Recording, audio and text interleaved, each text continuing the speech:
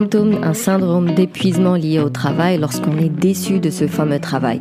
Et il y a certains cas où tu idéalises un peu le métier, tu as trop hâte d'y être, de t'y mettre, et une fois arrivé sur le terrain, malheureusement tu te prends une baffe.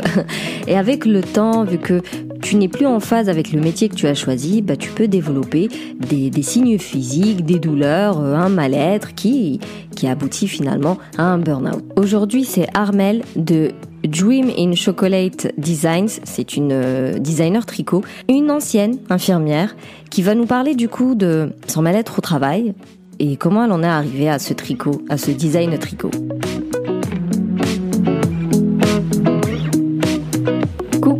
Bienvenue au Café des Burnies, le podcast qui prend soin des nanas en burn-out. Je m'appelle Sarah, je suis infirmière, naturopathe et ma mission c'est de t'aider à déculpabiliser, à sortir de ton isolement pour recharger tes batteries et être épanouie. Chaque semaine, que ce soit en solo avec une nana inspirante, on parlera des valorisations, échecs, mal-être, douleurs, mais aussi résilience, espoir, reconversion et surtout trichothérapie. Si tu veux faire le point sur ta situation, si tu veux voir où est-ce que tu en es et qu'est-ce que tu peux faire pour aller mieux, je t'encourage à réserver ton appel diagnostic. Ça me permettra de te poser des questions, de voir un peu les différentes sphères de ta vie. Si je peux t'aider, je te propose mes solutions. Sinon, je t'oriente vers ce qui me semble le plus pertinent pour toi. Maintenant, détends les épaules, cohérence cardiaque et profite pleinement de cet épisode.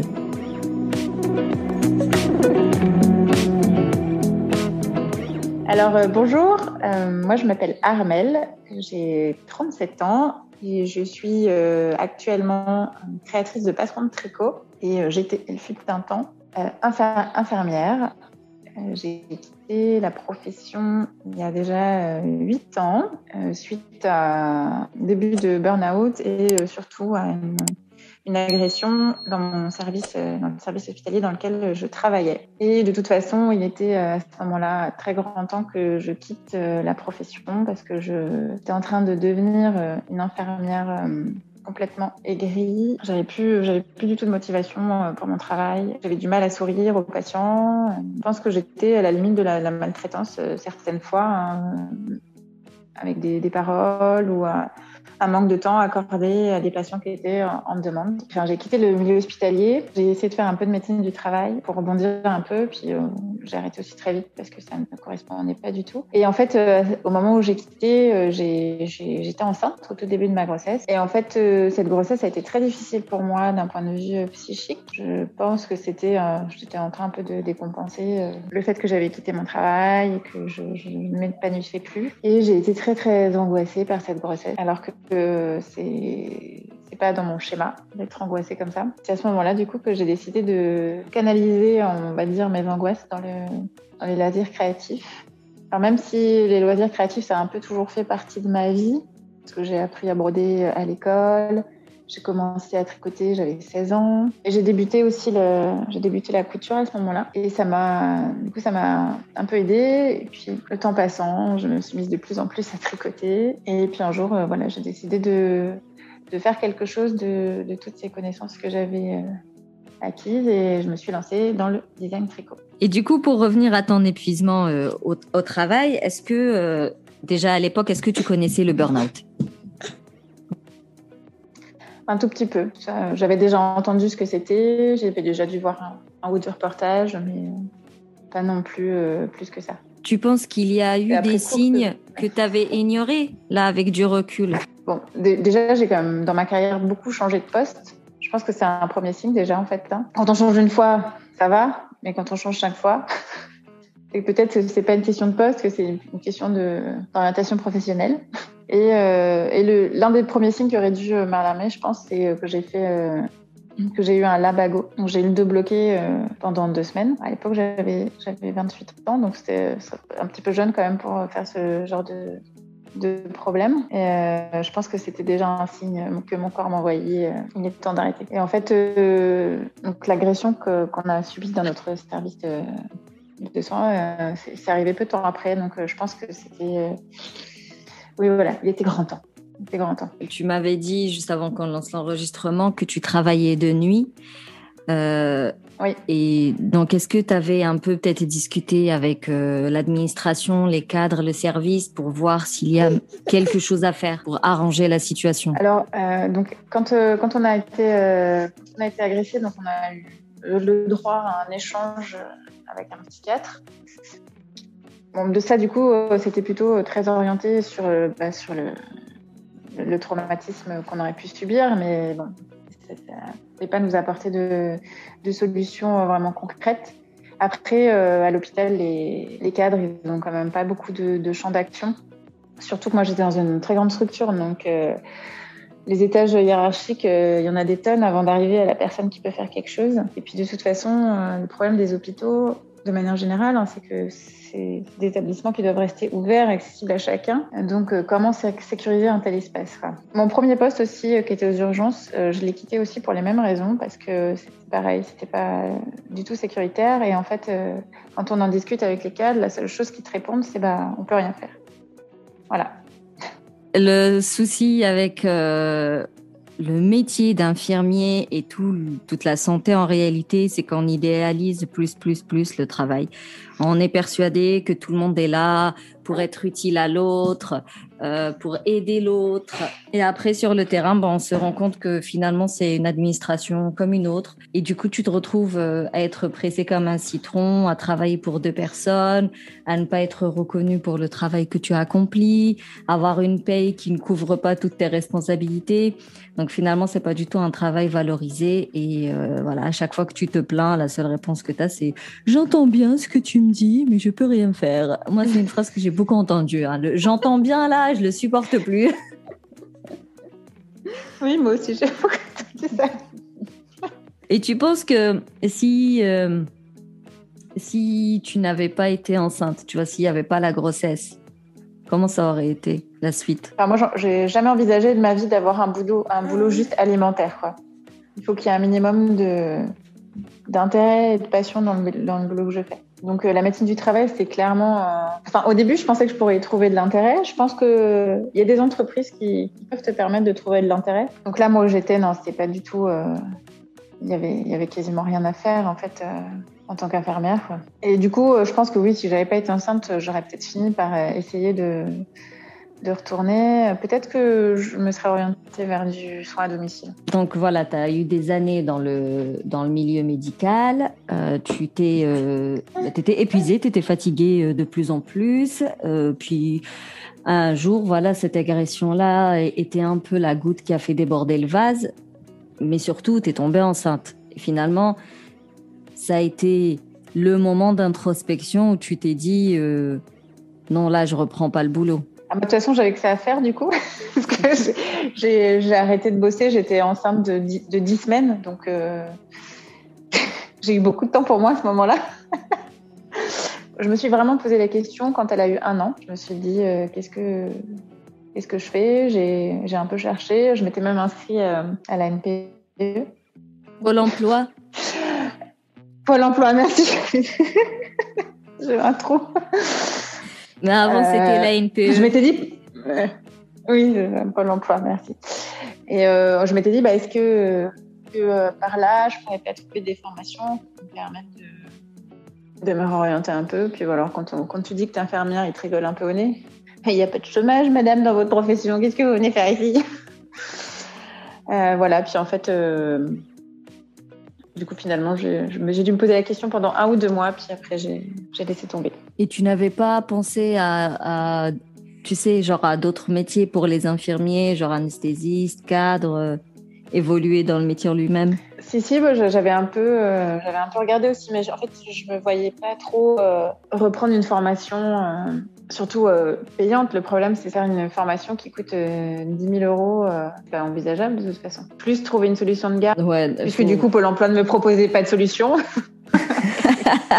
Encore, c'est des concours. C'est-à-dire que tu passes le concours, faut préparer le concours, tu as le concours et seulement après, tu vas faire l'école. Peut-être qu'aujourd'hui, il y a plus de passerelles, mais c'est vrai qu'avant, en tout cas, l'État aime bien former un infirmier et puis que ce dernier reste dans le même service pendant 30 piges. Comme ça, il coûtera beaucoup moins. Mais c'est vrai que quand tu es infirmier, c'est compliqué d'évoluer. Tu as l'impression qu'ils veulent pas que tu évolues. Et je trouve que ça, c'est quelque chose qui contribue à l'épuisement je pense que ça contribue à l'épuisement de plein de professionnels. Parce que quand on n'a pas d'objectif, on ne peut pas se dire, bon, ok, là, je suis pas bien, mais je vais me projeter dans une évolution, dans un poste plus intéressant, ça va aller mieux. En fait, non, on peut même pas faire ça, quoi. Je vais changer de boulot, je vais changer de service, puis voilà. En fait, c'est la même problématique dans tous les services, quoi, donc... Ouais. Mais ouais, non, mais c'est clair, t'imagines en gériatrie, passer 20 ans de ta vie en gériatrie, tu ne peux que finir en arrêt maladie ou en validité ou quelque chose comme ça. Aux urgences, tu mets 20 ans aux urgences, mais tu deviens aussi fou que les fous, tu vois, c'est pas du tout un bon calcul, je trouve. Après, c'est vrai qu'il y a des personnes, c'est dans leur profil de rester comme ça dans le même service toute une vie. Mais c'est pas le cas de tous les infirmiers. C'est dommage que ce ne soit pas aussi facile d'évoluer au final. Le système veut nous voir comme des simples exécutantes, alors qu'en fait, c'est un métier finalement qui mobilise beaucoup de nos capacités. Ça demande de la réflexion, ça demande de la créativité. On fait pas qu'exécuter une prescription médicale. Ça arrange beaucoup de monde de penser qu'on fait ça. Je crois pas que ce soit la réalité de notre métier. Je dis souvent aux gens, tu sais, que j'accompagne, ou t'as des personnes qui me disent, est-ce que t'es coach certifié? Et à chaque fois, je leur dis, non, mais je suis infirmière, en fait.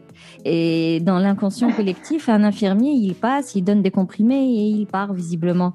Alors que la base du métier d'un infirmier, c'est de motiver un patient. C'est de l'encourager, c'est de le soutenir, c'est de l'écouter.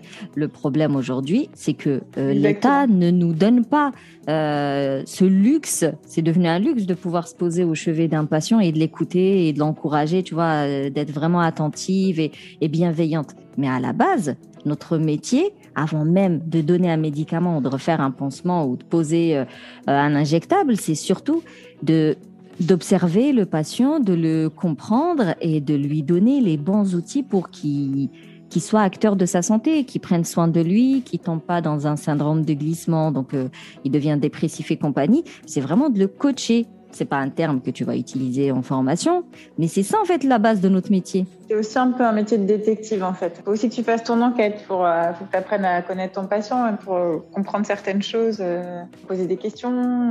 C'est vraiment le diagnostic et donc c'est ça, c'est être observateur, poser les bonnes questions et motiver par la suite le patient. Mais tout ça, c'est pas vu, c'est pas connu. Alors je sais pas quel diplôme t'as passé, mais moi quand j'ai passé mon diplôme il y a combien de temps déjà? Bientôt 15 ans, tiens. Donc c'était l'ancienne formule, du coup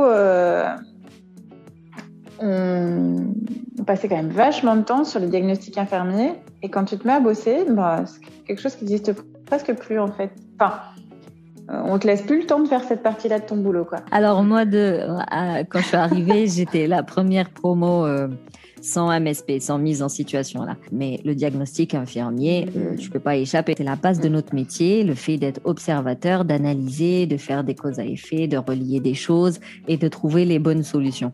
Et comme tu dis, une fois que tu arrives dans le terrain, ils veulent juste que tu sois un exécutant et donc tu as ton tour de soins avec ton tour de médoc, tes injectables à préparer, tes pansements, courir partout. Et le diagnostic, tu dois le faire entre deux. Voilà, je sais pas, en marchant ou en mangeant, j'en sais rien.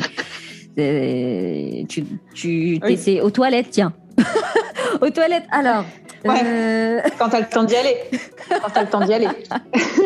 Est-ce que quand tu étais en service, quand tu bossais encore, ça t'arrivait de tricoter? Ça m'est arrivé, oui, sur les nuits en plein mois d'août où il n'y a pas beaucoup d'activités. Oui, ça m'est arrivé. En plus, à ce moment-là, j'avais pas mal de copines qui étaient enceintes. J'ai fait beaucoup de layettes, ouais. Aujourd'hui, est-ce que tu utilises encore le tricot comme un outil de détente? Parce qu'au début, tu disais que pour canaliser tes angoisses, tu as utilisé la créativité, que ce soit la broderie, le tricot, la couture.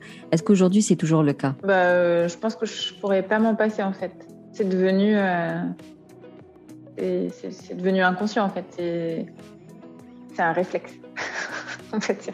Je pense que du coup, je suis détendue aujourd'hui et plus angoissée parce que j'ai tout ça dans ma vie en fait. Parce que je dessine beaucoup, parce que je tricote. Si j'ai pas le temps de faire l'un, il faut que je fasse l'autre, quoi. Une journée sans création, c'est pas une bonne journée pour moi. J'ai commencé, comme je suis en Inde, j'ai la chance de pouvoir faire du yoga facilement. Et j'ai commencé le yoga et ça aussi, c'est génial, quoi. C'est un bon complément en fait. Parce que du coup, c'est une activité où là, du coup, tu penses à rien d'autre. Qu'est-ce que tu fais avec ton corps? Et les deux ensemble, c'est top. À préciser que le tricot et le yoga activent les mêmes hormones. Finalement, tu entretiens ton bien-être au quotidien avec toutes tes activités créatives et c'est ça qui fait que tu évites cette angoisse-là. En tout cas, tu évites le cercle vicieux du stress. Donc, toi, tu le fais automatiquement tous les jours et automatiquement, ça vient nourrir ta résilience. Automatiquement, ça te fait du bien et tu te retrouves plus dans des situations où tu te sens vraiment au bout de ta vie. Je fais presque tous les soirs. C'est quand même le Netflix tricot, quoi. Avec ma petite tisane et mon carré de chocolat. Je le fais tous les jours, sauf si je vois des amis. Voilà. Qu'est-ce que tu pourrais dire à une personne qui nous écoute, qui est en burn-in ou en burn-out, c'est-à-dire qu'elle est épuisée physiquement et émotionnellement? Qu'est-ce que tu pourrais lui donner comme conseil? Une des choses qui est très difficile et par laquelle il faut commencer, c'est sortir de la culpabilité. De penser que c'est ta faute, que c'est parce qu'on n'est pas volontaire. Ou... Du coup, si on se sent coupable, si on se dit c'est parce qu'on n'est pas volontaire, et on retombe dans le truc, on s'enfonce et puis on va se dire je me suis enfoncée parce que voilà, je suis pas volontaire, donc on s'enfonce encore plus profondément. Après, quand on est comme ça, c'est très difficile de se dire qu'on réussirait à en sortir, mais je pense qu'on a tous les clés en nous. Il faut juste pouvoir rencontrer les personnes qui nous aident à trouver où elles sont, quoi.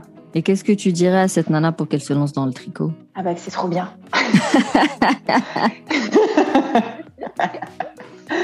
Non, en fait, l'avantage du tricot, je pense que c'est vraiment une activité qui nous permet au choix de plus avoir besoin de penser, c'est-à-dire vraiment d'être hypnotisé par le mouvement de nos doigts avec les aiguilles et le fil qui passe, ou alors au contraire de s'ouvrir un champ de réflexion si on a envie de réfléchir à un truc et de pouvoir se concentrer là-dessus, quoi. Le fait de tricoter, ça crée une bulle et puis on choisit de mettre ce qu'on veut dans la bulle. Est-ce qu'on veut y mettre des pensées positives ou pas? En tout cas, merci beaucoup Armelle pour ton témoignage, nous avoir partagé un peu ton parcours. Comme je dis, c'est toujours intéressant de voir que d'autres personnes ont été très mal à un moment donné, mais qu'elles ont réussi à rebondir, à remonter la pente et surtout à retrouver une vie saine. Parce que tu dis aujourd'hui, je suis plus dans ce schéma d'angoisse, je vis ma vie, je fais ce que j'ai envie de faire et que ça marche bien. Si c'est le cas, c'est parce que tu as su mettre en place des actions qui t'ont permis de sortir de ton stress et de maintenir ton bien-être au quotidien. Donc ça, c'est génial. Je trouve que c'est toujours inspirant pour celles qui se disent « Oh, je vois pas le bout du tunnel, je vais jamais y arriver, je réussis pas ». Eh bien non, il y a des personnes qui ne sont pas bien et puis un jour, elles font ce qu'il faut et puis elles s'en sortent et elles reprennent une vie saine, normale, épanouie et tout va bien, quoi. Donc c'est accessible, c'est possible. Le tout, c'est de mettre en place les bonnes actions. C'est important de savoir qu'on peut influencer sur la façon dont on voit les choses. On ne peut pas forcément toujours influencer sur ce qui se passe dans nos vies, on est des éléments extérieurs. Par contre, on peut toujours influencer sur la façon dont nous, on voit ces choses-là. Et du coup, ça peut changer de quelque chose de très négatif à finalement devenir quelque chose de très positif. Bon, alors, avant de faire le récap de cet épisode, je voulais juste dire que l'enregistrement était mouvementé. Il y avait les enfants, moi de mon côté, et puis la connexion, il y avait un décalage. Du coup, voilà, j'ai édité du mieux que j'ai pu pour que ce soit agréable à écouter et j'espère que ce fut le cas. Mais ce qu'on peut retenir du partage de Armelle, de son témoignage, c'est les erreurs de parcours, ça arrive, qu'avec le temps on évolue, donc au moment où on choisit son métier et au moment où on le fait pleinement et puis on se rend compte que finalement c'est pas exactement ce qu'il nous faut, il nous satisfait pas, on n'a pas envie de se lever le matin pour y aller et puis on n'est pas très ravi le soir quand on fait le bilan de sa journée. C'est des choses qui arrivent, mais heureusement ce n'est pas fatal. Il est toujours possible de se réorienter, de se reconvertir, de se trouver un autre travail qui est épanouissant, qui est passionnant maintenant parce que nous n'avons qu'une seule vie. Ce serait fort dommage de la gâcher comme ça, entre guillemets, à faire un travail alimentaire qui nous rend malheureuses. Certes, tout n'est pas facile. Je dirais que peu de choses sont faciles en réalité dans la vie. Même les choses les plus simples, des fois, elles sont difficiles à mettre en place. Mais il n'empêche qu'il y a des solutions. Des fois, tu sais que le chemin va être long, qu'il y aura beaucoup de paperasse, des entretiens, des appels téléphoniques, des trucs à remplir, des machins à envoyer. Voilà, tu sais que la route risque d'être longue, mais la finalité en vaut la peine. Comme on dit souvent, pour atteindre un objectif, il faut apprécier chaque étape qui te mène vers cet objectif. Tu as forcément les ressources pour y arriver. Mais comme elle le disait, il faut des fois être accompagné par des personnes qui vont t'aider à trouver ces fameuses ressources qui vont te permettre d'y arriver. Et la créativité fait partie de ces ressources. Je le dis, je leur dirai toujours. De toute façon, ça fait partie de l'ADN de Boost ton Feeling Good.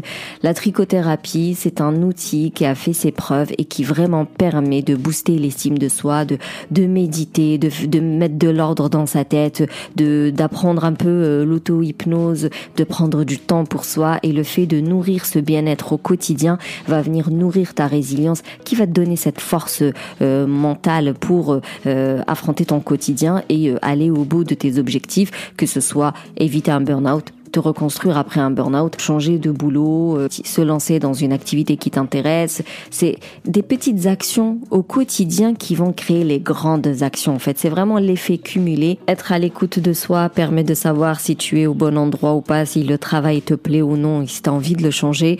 Si c'est le cas, prends ton courage en main et mène les recherches et les démarches nécessaires pour avoir un travail qui te fait plaisir, parce que tu y passes un sacré temps dans la journée et ça fait partie, ça prend plus de la moitié de ta vie, donc il faut vraiment que ce soit quelque chose qui t'apporte un bien. Si c'est pas le cas, ça veut dire que ça contribue à ton mal-être et ça, tu dois pas le permettre.